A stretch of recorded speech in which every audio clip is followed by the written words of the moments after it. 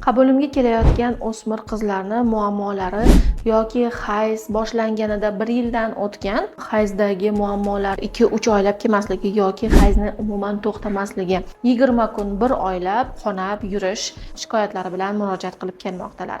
Bu qizlarimni organizmlarini o'rganib, yashash sharoitlarini o'rganib chiqqanimda 90% desam ham bo'ladi. Vaqtida uxlamaslik, turli xil gadjetlarni kechki, tungi 2-3 kecham o'ynashlarini bilib oldim. Bular rivojlanib kelayotgan organizmni bevosita bosh miyani ichida joylashgan gipofiz beziga ta'sir ko'rsatadi. Buni natijasida esa turli xil gormonal narushenyalar, gormonal o'zgarishlar kelib chiqadi.